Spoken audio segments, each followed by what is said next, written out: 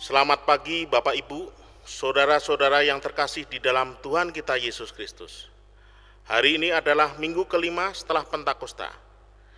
Kita akan mengadakan kebaktian minggu bersama-sama. Pelan firman pada kebaktian hari ini adalah Bapak Pendeta Yudistian Pratama Hutahuruk.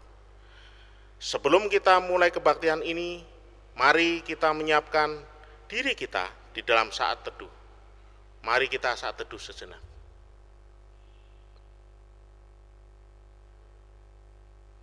Saat teduh selesai. Marilah kita masuk ke dalam kebaktian dengan mata dan hati yang tertuju kepada Allah yang Maha Kudus, sumber hidup kita. Tengadahkanlah wajah dan jiwa kepada Allah dengan penuh rahmat dan belas kasihan. Gerakkanlah semangat dan tangan bagi kemuliaan Allah, sumber kekuatan kita. Bukalah pikiran dan rangkailah kata untuk memuji Allah. Ia adalah penolong dan penyelamat kita. Mari kita berdiri dan menyanyikan Kidung Jemaat 10, bait 1 dan 2. Pujilah Tuhan Sang Raja.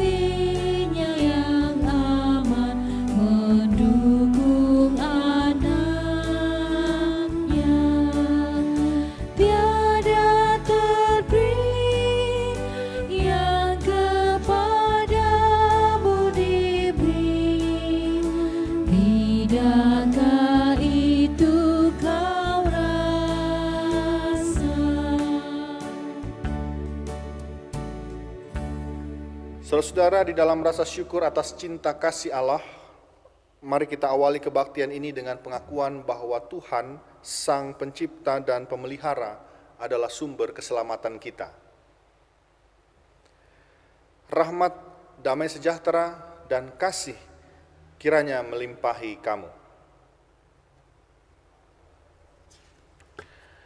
Kebaktian pada saat ini akan dilandasi oleh tema taat dengan kerendahan hati dengan nas pembimbing dari Kolose pasal 3 ayat 22 yang mengatakan, "Hai hamba-hamba, taatilah Tuanmu yang di dunia ini dalam segala hal, jangan hanya di hadapan mereka saja untuk menyenangkan mereka, melainkan dengan tulus hati karena takut akan Tuhan."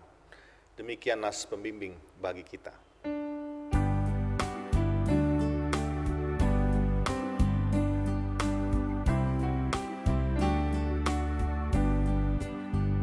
Serikat persaudaraan, berdirilah teguh, sempurnakan persatuan di dalam Tuhan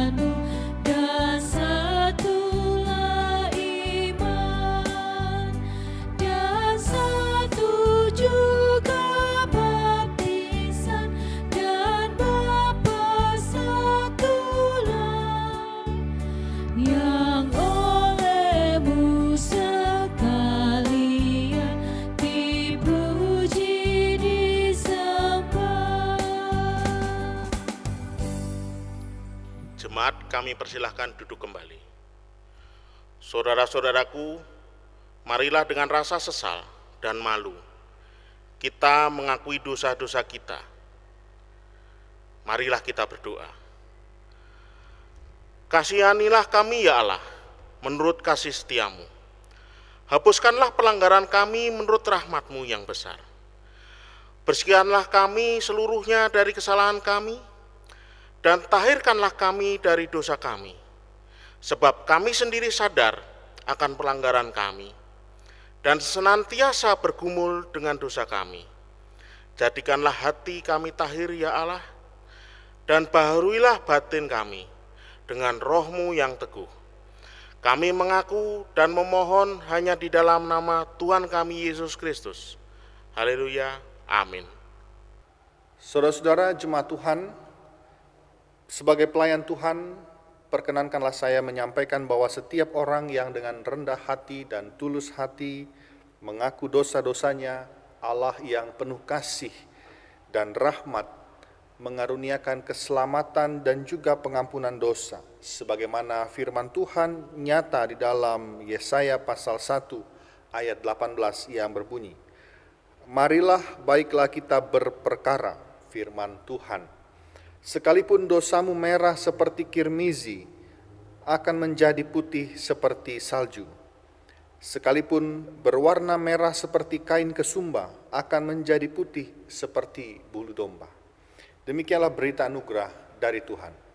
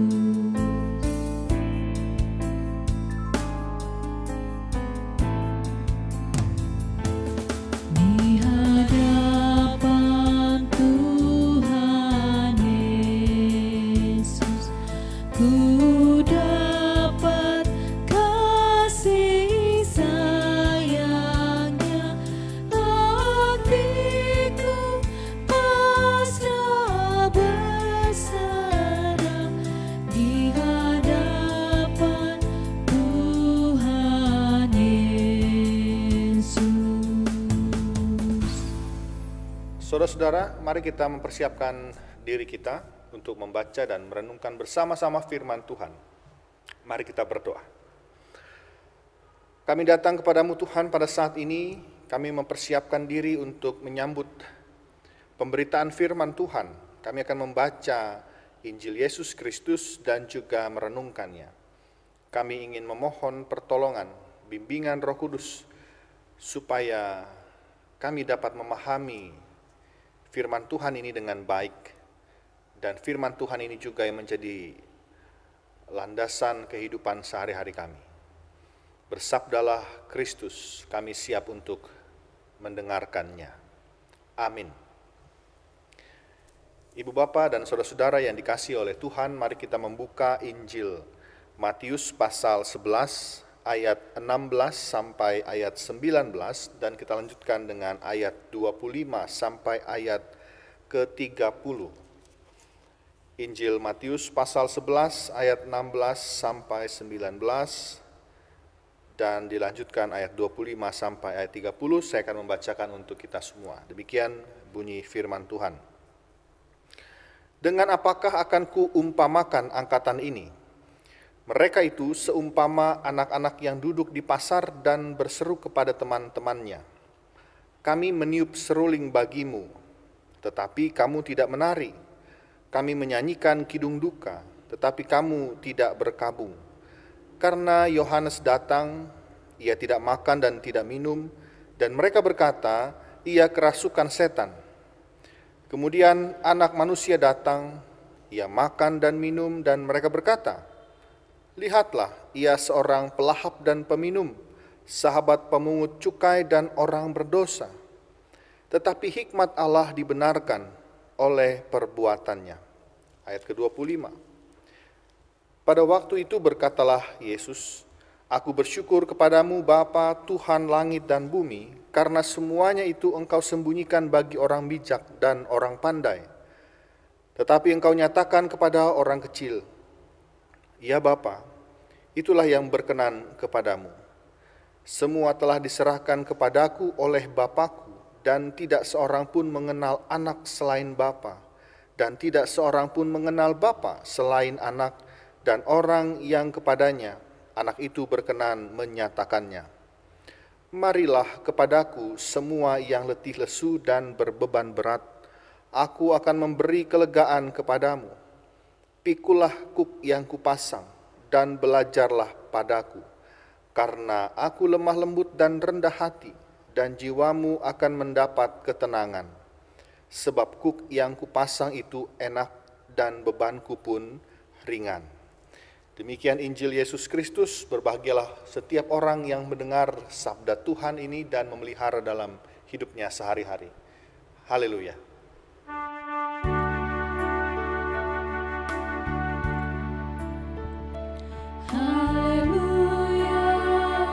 haleluya, haleluya.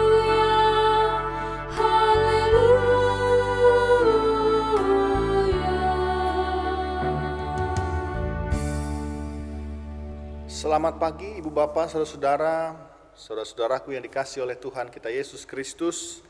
Hari ini kita kembali berjumpa dalam peribadahan kita dalam kebaktian minggu hari ini. Meskipun tidak semua bisa beribadah di gedung gereja pada saat ini, namun kita harus tetap dengan penuh sukacita dan semangat untuk berbakti kepada Tuhan. Bapak Ibu Saudara, ada seorang filsuf dari negeri Tiongkok yang bernama Lao Tse. Ia pernah mengatakan, kehidupan adalah perubahan yang alami dan spontan. Jangan menolaknya karena akan menimbulkan kesedihan. Biarkan mengalir secara natural, berjalan seperti apa adanya. Demikian kata Lao Tse.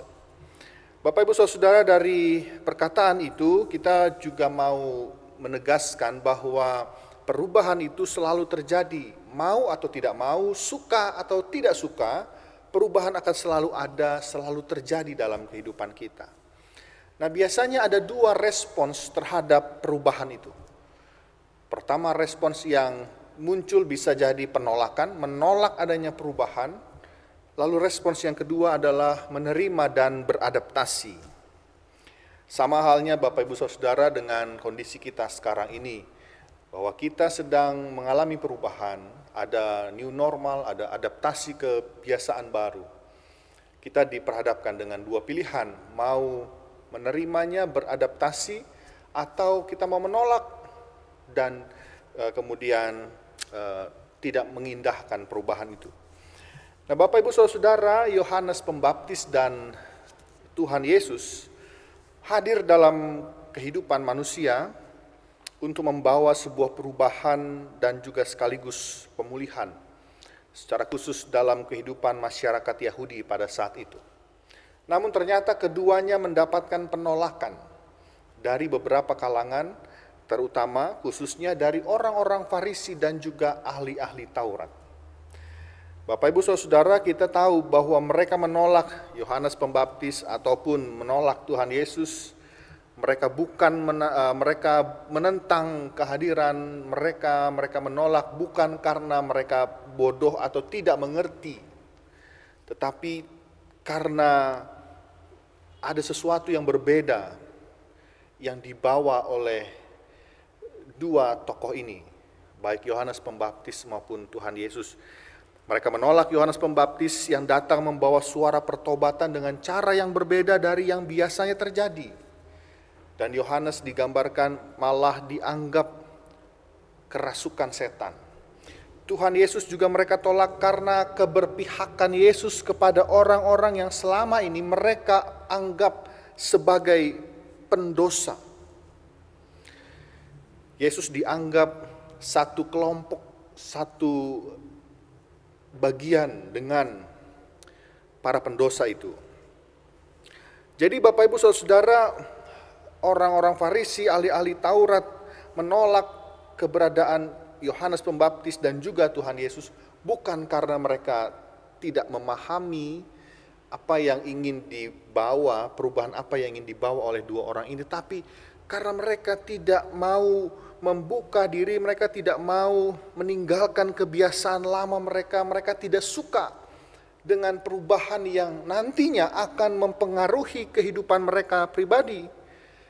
Mereka tidak mau belajar menerima sesuatu dalam hidup mereka, sesuatu yang baru, meskipun sesuatu yang baru itu baik, karena perubahan itu berarti juga bisa jadi berdampak dalam kehidupan mereka. Mereka bisa kehilangan sesuatu yang selama ini mereka miliki, kehormatan dan lain-lain misalnya. Oleh karena itu Bapak Ibu Saudara, Tuhan Yesus mengatakan di dalam ayat ke-29, kepada orang yang letih lesu, berbeban berat, Tuhan Yesus mengajak untuk datang kepada Tuhan Yesus, untuk dapat belajar kepada Yesus tentang kerendahan hati, untuk menerima kuk yang Tuhan pasang dalam hidup mereka. Karena kuk yang Tuhan Yesus pasangkan dalam kehidupan mereka berbeda dengan yang selama ini mereka pikul. Kuk yang Tuhan Yesus pasang dikatakan kuk yang diberikan itu enak dan ringan. Maka Tuhan Yesus mengundang orang untuk bisa datang kepada Tuhan Yesus belajar. Bagi mereka yang mau datang belajar dari Tuhan Yesus, maka mereka akan mendapatkan ketenangan jiwa. Dan mereka betul-betul akan merasakan bahwa kuk yang Yesus berikan itu enak dan ringan. Dalam kata lain Bapak Ibu Saudara, ketika mereka mau menerima undangan Tuhan Yesus, datang kepada Yesus, belajar dari Yesus, maka perubahan-perubahan dalam kehidupan mereka akan dirasakan menjadi sebuah perubahan yang baik, yang enak, yang menyegarkan. Hidup di dalam Yesus dan bersama Yesus adalah hidup yang harus mau memberi diri untuk berubah dan diubah ke arah yang lebih baik. Meskipun jalan menuju perubahan itu mengharuskan kita keluar dari batas-batas kenyamanan kita. Ajakan Tuhan Yesus untuk datang kepadanya dan belajar darinya adalah ajakan untuk memiliki ketaatan kepada Allah. Bapak Ibu Saudara, ini menjadi sebuah pesan yang juga cukup kuat dari firman Tuhan yang kita renungkan pada saat ini. Ketika Tuhan Yesus mengajak orang yang berbeban berat, yang letih lesu untuk datang kepadanya, belajar darinya, itu juga ada berarti Tuhan Yesus mengundang kita untuk mau taat kepada Tuhan, yang artinya juga taat kepada Sang Bapa. Namun demikian Bapak Ibu Saudara, ketaatan yang hendak dimiliki itu seharusnya bukanlah ketaatan yang dilandasi dengan rasa takut. Tuhan Yesus mau agar manusia taat kepada Tuhan bukan dengan rasa takut, tetapi dengan sukacita dan dilandasi dengan kerendahan hati. Karena Yesus pun adalah sosok anak Allah yang lemah lembut dan rendah hati. Dalam ketaatan kepada Tuhanlah kita dapat menyikapi perubahan yang ada dalam kehidupan kita. Dengan ketaatan yang dilandasi dengan kerendahan hati, maka kita bisa merasakan kehadiran Tuhan yang menyertai perubahan dalam hidup kita itu. Bapak Ibu Saudara, dunia kita saat ini sedang berubah. Kita sama-sama tahu bahwa saat ini kita menjalani yang disebut dengan new normal, kenormalan baru, atau pemerintah juga menerjemahkannya dengan sebutan adaptasi kebiasaan baru.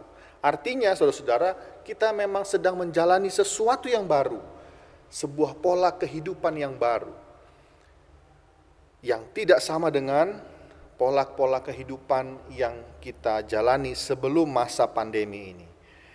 New normal, kebiasaan baru, adaptasi kebiasaan baru ini, Bapak Ibu Saudara, memang membuat kita tentu tidak nyaman.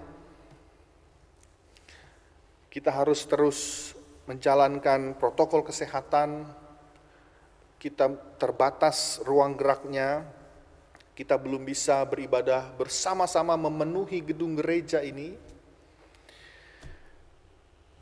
Tidak nyaman memang Bapak Ibu Saudara. Akan tetapi kita tidak perlu menentang atau menolaknya, sebaliknya kita harus tetap taat untuk menjalaninya.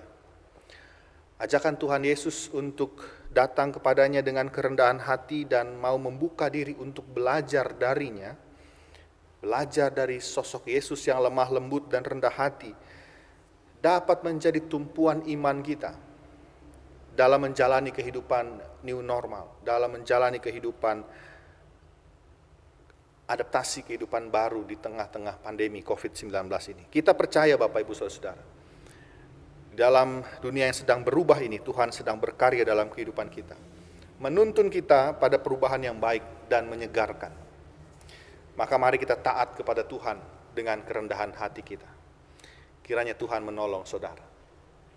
Amin. Jemaat kami undang untuk bangkit berdiri. Saudara-saudara yang dikasihi oleh Tuhan, mari kita bersama-sama mengucapkan pengakuan iman percaya kita kepada Allah. Menurut pengakuan iman rasuli, demikian bunyinya. Aku percaya kepada Allah, Bapa yang Maha Kuasa, Khalik langit dan bumi, dan kepada Yesus Kristus, Anaknya yang tunggal Tuhan kita, yang dikandung daripada Roh Kudus, lahir dari anak darah Maria, yang menderita di bawah pemerintahan Pontius Pilatus, disalibkan, mati dan dikuburkan, turun ke dalam kerajaan maut.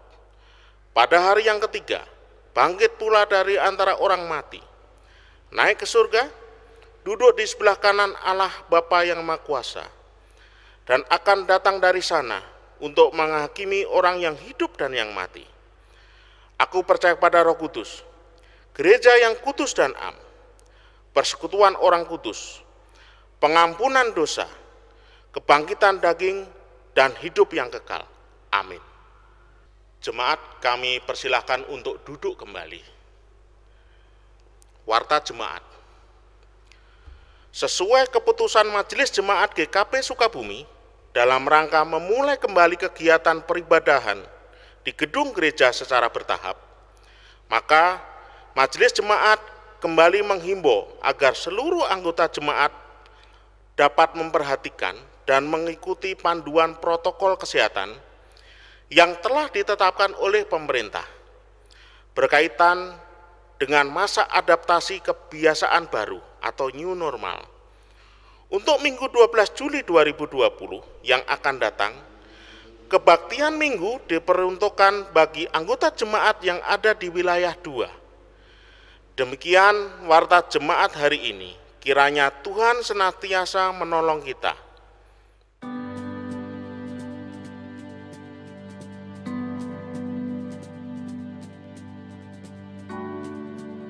Apa benar kita sudah bisa kembali beribadah tatap muka di gedung gereja? Shalom Ibu Bapak Saudara dikasih oleh Tuhan kita Yesus Kristus. Apa kabar? Saya berharap kita semua dalam keadaan baik. Memang tidak terasa sudah 3 bulan kita tidak beribadah secara langsung bertatap muka di gedung gereja. Kita menyadari bahwa pandemi COVID-19 belum selesai, belum berakhir. Meskipun demikian, kita akan memulai sebuah kenormalan baru dalam kehidupan bergereja kita. Berdasarkan dengan kebijakan pemerintah, sebetulnya sejak tanggal 7 Juni 2020 yang lalu, gereja dan juga rumah-rumah ibadah yang lain sudah diperbolehkan untuk mengadakan kembali kegiatan-kegiatan peribadahan secara tatap muka. Tentu juga kebijakan ini akan terus dipantau dan dievaluasi untuk kepentingan bersama. Berarti kita sudah boleh ibadah di gereja mulai minggu depan ya? Namun demikian, Bapak Ibu Saudara, kita tidak perlu terburu-buru untuk bisa kembali beraktivitas di gedung gereja untuk beribadah secara bertatap muka. Oleh karena itu, Majelis Jemaat GKP Sukabumi memutuskan untuk memulai kembali peribadahan secara langsung mulai awal bulan Juli 2020, yaitu tanggal 5 Juli 2020, dengan tetap memperhatikan dan memberlakukan protokol-protokol kesehatan yang diatur oleh pemerintah secara tegas, namun juga dengan bijaksana. Berarti mulai 5 Juli kita semua bisa ke gereja? Tentu kita tidak bisa secara sekaligus datang berbondong-bondong seluruh anggota jemaat datang untuk kembali berkebaktian di gedung gereja. Maka majelis jemaat akan membatasi anggota jemaat yang datang untuk beribadah tiap minggunya. Pada minggu pertama bulan Juli, tanggal 5 Juli, yang akan ikut kebaktian di gedung gereja adalah anggota jemaat yang ada di wilayah 1. Pada minggu kedua bulan Juli, tanggal 12 Juli 2020, anggota jemaat yang akan berkebaktian adalah anggota jemaat yang ada di wilayah 2. Dan kemudian pada tanggal 19 Juli 2020, yang akan kebaktian di gedung gereja adalah anggota jemaat yang ada di wilayah 3. Pada minggu keempat, kita akan mulai mencoba 2 kali kebaktian dengan pembagian wilayah yang akan diinformasikan oleh majelis jemaat kemudian. Lalu, siapa saja sih yang boleh datang ke gereja? Nah, Bapak Ibu Saudara, sesuai dengan protokol yang sudah ditetapkan oleh pemerintah, kita juga akan memperhatikan orang-orang yang akan datang. Tentu juga menghindari resiko-resiko. Maka anggota jemaat yang memiliki kerentanan untuk tertular tidak diperkenankan. Anak-anak di bawah usia 15 tahun dan juga lansia yang berusia di atas 60 tahun untuk sementara waktu tidak diperkenankan datang untuk beribadah di gedung gereja. Begitupun dengan anggota jemaat yang memiliki riwayat penyakit yang membahayakan seperti hipertensi, sakit jantung, penyakit-penyakit pernafasan, atau anggota jemaat yang sedang berada dalam keadaan tidak sehat, untuk sementara waktu disarankan untuk tidak datang dan beristirahat di rumah. Bagi mereka yang tidak bisa datang dalam kebaktian minggu karena pembatasan wilayah dan juga karena sakit, majelis jemaat akan tetap menyediakan kegiatan peribadahan di rumah melalui siaran YouTube secara streaming. Bagaimana dengan kebaktian kategorial lainnya? Selain itu, kebaktian-kebaktian kategorial yang lainnya, mulai dari kebaktian sekolah minggu, kebaktian remaja, kebaktian perempuan, kaum pria, lansia, dan juga kebaktian rumah tangga, untuk sementara waktu tidak kita lakukan. Sementara itu, majelis jemaat akan melengkapi seluruh sarana penunjang protokol kesehatan yang ditentukan oleh pemerintah. Protokol kesehatan dalam peribadahan. Cuci tangan.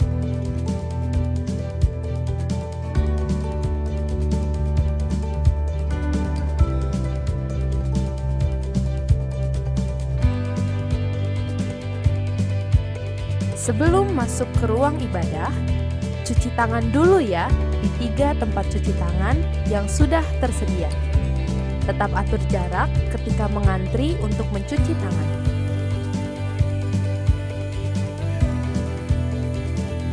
Cek suhu dengan mengantri berjarak.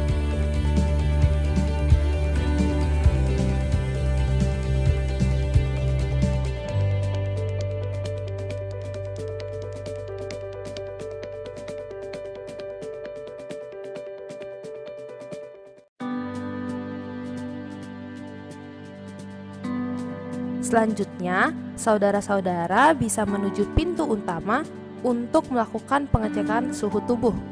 Tetap menjaga jarak ya. Majelis jemaat menyediakan hand sanitizer di depan pintu masuk.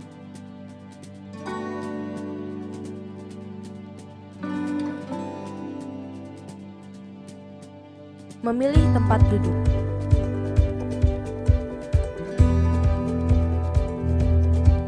Saat memilih tempat duduk, perhatikan pengaturan yang sudah dilakukan.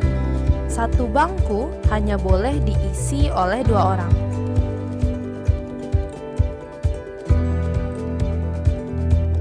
Teknis persembahan.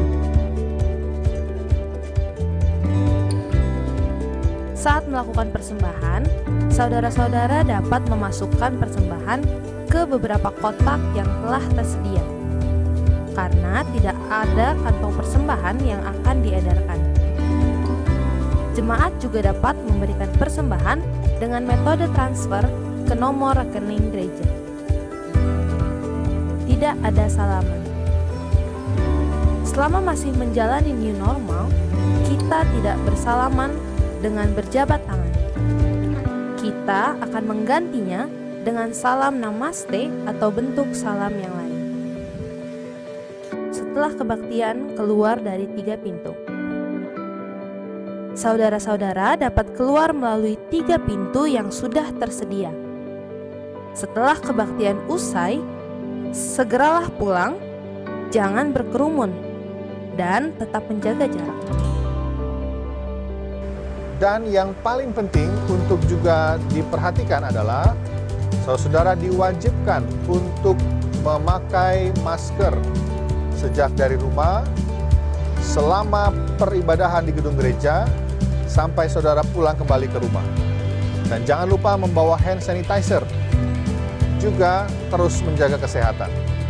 Saudara-saudara, demikianlah panduan kegiatan peribadahan di era kenormalan yang baru yang akan kita jalani mulai bulan Juli nanti.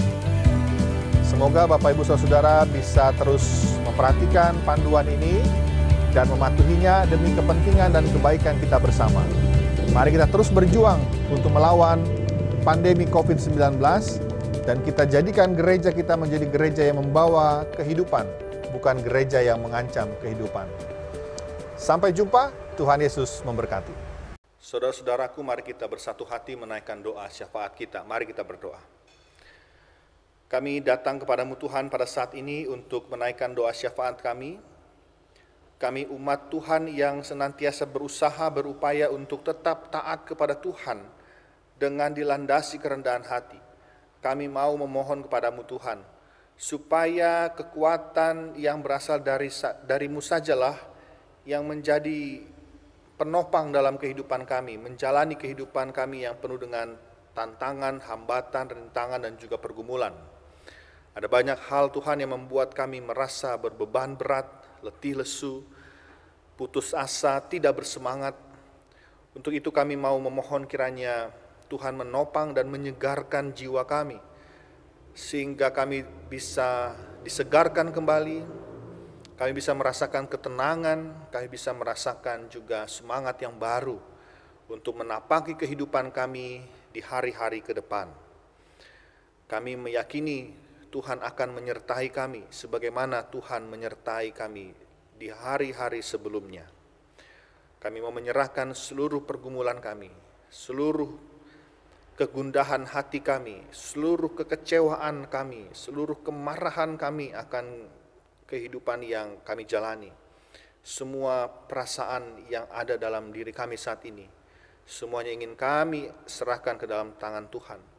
Biarlah Tuhan yang memelihara hidup kami, Tuhan yang memelihara roh dan jiwa kami, sehingga kami tetap dapat hidup dalam ketaatan kepada Tuhan. Kami mau berdoa untuk keluarga-keluarga yang saat ini beribadah di rumah masing-masing. Kiranya mereka tetap dapat merasakan kehadiran Tuhan dalam hidup mereka, terkhusus dalam peribadahan yang mereka lakukan. Kami berdoa untuk saudara-saudara kami di dalam pekerjaan-pekerjaan mereka, dalam pelayanan-pelayanan yang mereka kerjakan. Kami berdoa bagi mereka yang terus memberi diri untuk terlibat dalam pelayanan-pelayanan di lingkup jemaat Tuhan maupun juga di lingkup masyarakat. Kami mau berdoa bagi bangsa negara kami, bagi pemerintah kami yang terus berupaya untuk tetap membuat negara kami dan juga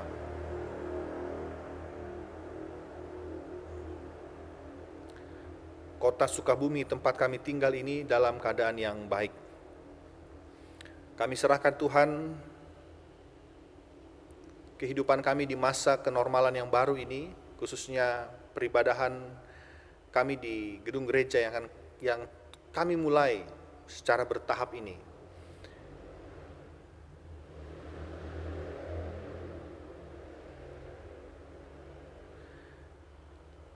Kiranya ini menjadi langkah kami untuk tetap merawat kehidupan yang Tuhan berikan. Berikan kami hikmat dan juga kesabaran untuk menjalani masa kenormalan yang baru ini bersama-sama dengan Tuhan. Ampunilah Tuhan atas segala kesalahan dan dosa-dosa yang kami perbuat, yang kami lakukan, baik secara langsung kepada Tuhan maupun yang secara langsung kami lakukan kepada sesama kami. Ampuni Tuhan dan perbaharuilah terus hidup kami. Inilah doa permohonan kami, inilah syafaat kami. Kami mau mengarahkan hati dan pikiran kami dan menyerahkan doa kami ini hanya di dalam nama Tuhan kami Yesus Kristus. Dan di dalam nama itu pula kami ingin bersama-sama berdoa sebagaimana Tuhan Yesus telah mengajarkan kami berdoa demikian. Bapa kami yang di sorga, dikuduskanlah namamu, datanglah kerajaanmu, jadilah kehendak-Mu di bumi seperti di sorga. Berikanlah kami pada hari ini makanan kami yang secukupnya, dan ampunilah kami akan kesalahan kami, seperti kami juga mengampuni orang yang bersalah kepada kami. Dan janganlah membawa kami ke dalam pencobaan, tetapi lepaskanlah kami dari yang jahat, karena Engkaulah yang empunya kerajaan dan kuasa dan kemuliaan sampai selama-lamanya. Amin. Saudara-saudara yang dikasihi oleh Tuhan, dengan penuh syukur, mari kita haturkan persembahan yang telah kita siapkan. Seraya mengingat firman-Nya dalam 2 Korintus 8 ayat 12. Sebab jika kamu rela untuk memberi, maka pemberianmu akan diterima. Kalau pemberianmu itu berdasarkan apa yang ada padamu, bukan berdasarkan apa yang tidak ada padamu. Keluarga dapat menghimpun persembahan di rumah masing-masing dan mengirimkannya dengan metode transfer ke rekening gereja atau memasukkannya ke kotak persembahan yang telah disiapkan gereja. Mari kita sambil memberikan persembahan kita memuji Tuhan dari NKB 133 bait 1 dan 3. Syukur padamu ya Allah.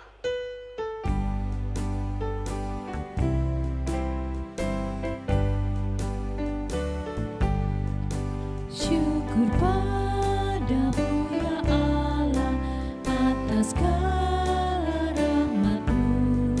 Syukur atas kecukupan dari kasih-Mu penuh. Syukur atas pekerjaan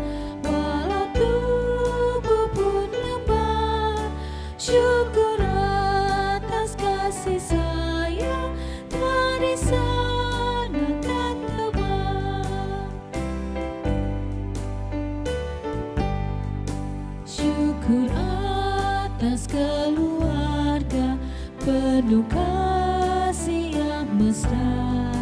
Syukur atas perhimpunan yang memberi sejahtera. Syukur atas kekuatan kala duka dan kesal. Syukur atas pengharapan kini dan selamanya. Jemaat kami undang untuk bangkit berdiri. Saudara-saudara, mari kita menyerahkan persembahan kita dalam doa kepada Tuhan. Mari kita berdoa. Ya Tuhan Yesus, Engkaulah sumber hidup kami. Apa yang kami berikan ini adalah dari tangan-Mu. Karena itu kami persembahkan seluruhnya untuk kemuliaan-Mu. Ya Allah sumber anugerah, terimalah persembahan syukur kami ini, yang dengan tulus hati kami berikan kepadamu. Berkatilah ya Tuhan, agar berguna bagi pelayanan dan kesaksian di jemaat-Mu ini. Di dalam nama Tuhan kami Yesus Kristus kami berdoa. Amin.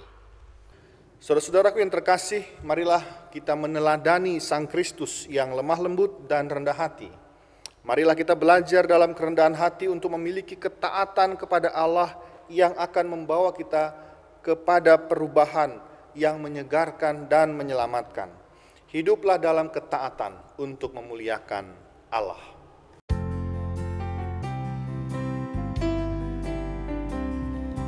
Taat setia bertekad yang bulat, itulah janji Tuhan padamu. Di bawah panji yang mulia berdaulat, kami kan angkat perang bagimu. Angkat semboyan, jangan diamkan, tiup seru dan maju terus. Angkat semboyan, jangan diamkan, Kristuslah Raja serta penebus.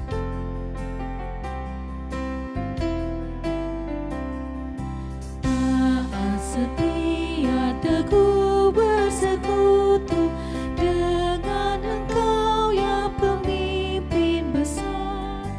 Karena penuh kasih sayang padamu, kami sedikit pun tidak gentar. Angkat semboyan, jangan diamkan, tiup seru dan maju terus.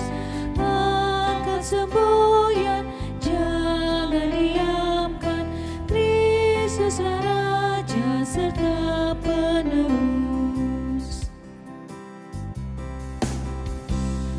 Bapak, Ibu, Saudara-saudara, kini terimalah berkat Tuhan. Kiranya Allah melimpahimu dengan kasih-Nya yang menyelamatkan. Kiranya Kristus mengisi rohmu dan menenteramkan jiwamu. Kiranya Roh-Nya yang kudus merengkuhmu dengan erat dan menguatkan imanmu. Haleluya. Amin.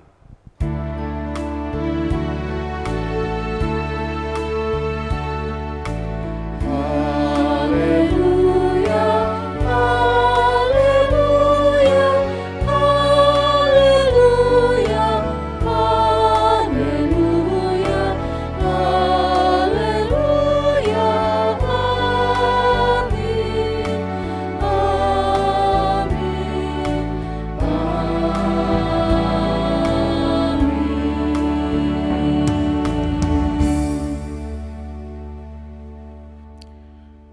Jemaat yang dikasihi Tuhan Yesus, kebaktian minggu ini telah selesai. Kami atas nama Majelis Jemaat GKP Sukabumi mengucapkan terima kasih atas keikutsertaan dan partisipasi Anda dalam kebaktian ini. Selamat melanjutkan aktivitas dimanapun Anda berada dan Tuhan Yesus memberkati.